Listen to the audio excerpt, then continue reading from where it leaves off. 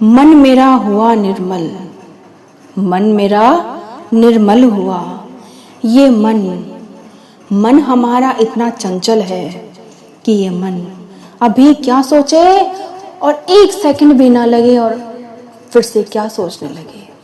ये मन इतना चंचल है कि आंखें बंद करके हम अपने बारे में या किसी दूसरे के बारे में पता नहीं क्या से क्या सोच सकते हैं इस मन से, क्योंकि ये मन इतना चंचल है कि हम इसके बारे में कभी समझ ही नहीं सकते। लेकिन जो सच्चा संत होता है, सच्चा ब्रह्मज्ञानी होता है, वही अपने इस मन को स्थिर कर सकता है। प्रेम जीवन का सार है, प्रेम बिना जीवन सारहीन है।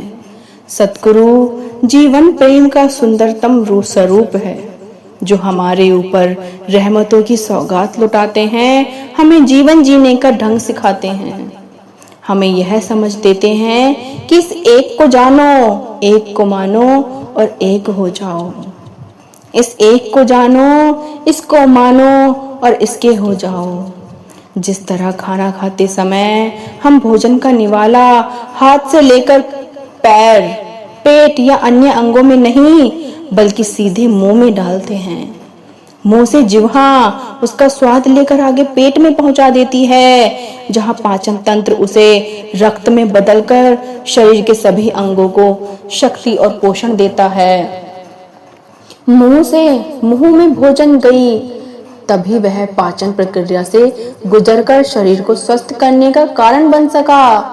इसी तरह से संतों जी सद्गुरु से ज्ञान प्राप्त करके संत महात्मा इस एक प्रभु को जान लेते हैं और इस एक के हो जाते हैं और इसके ही सानिध्य में जीवन का संपूर्ण आनंद प्राप्त करते हैं।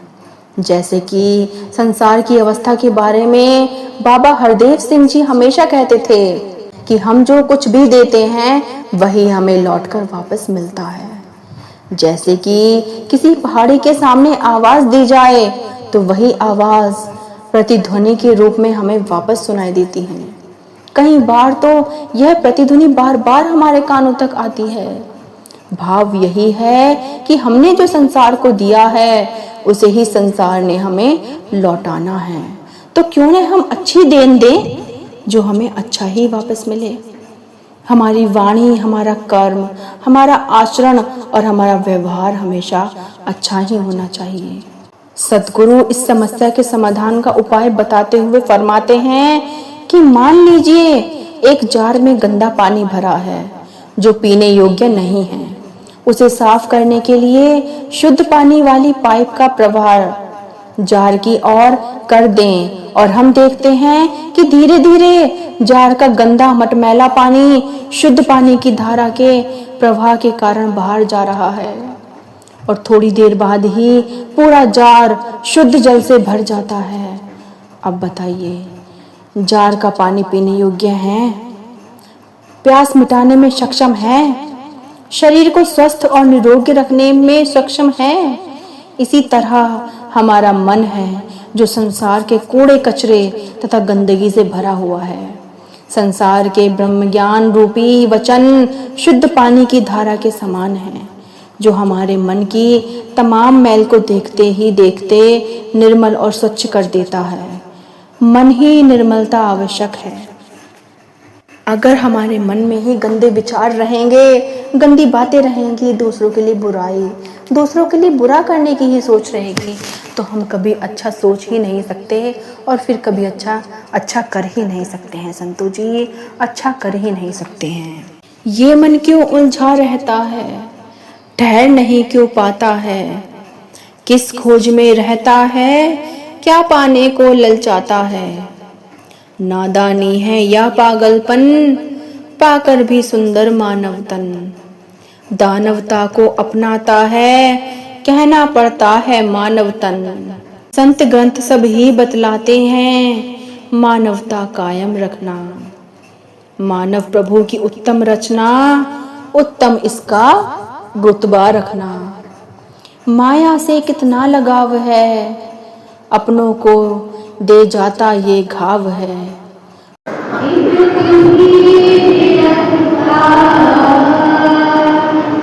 निरंकार हो गए तुम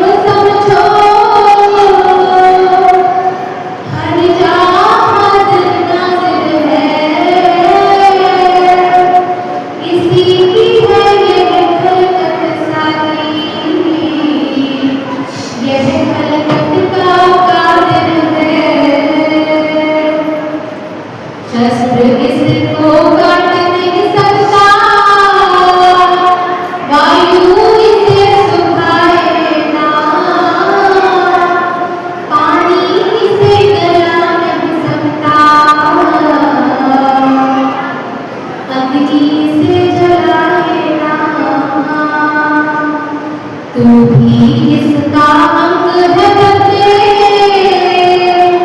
इसी ज्योत की ज्योति है। बीच कोई थके खाता, यूं तो सच्चा मोती है। यही तो तेरा असली घर है, यही है तेरा रूपवान। बिन गुरु हुए कर नहीं सकता आप कोई इसकी पहचान। इस पर ही विश्वास जमा कर, इसका ही तू ध्यान लगा। अवतार गुरु से देखने को तू ही कहता जा। निरंकार को कर तू समझो, हर जा हाजिर नाजिर है बच्चा। प्यार से कहिए संतोष जी, धन्यकार जी।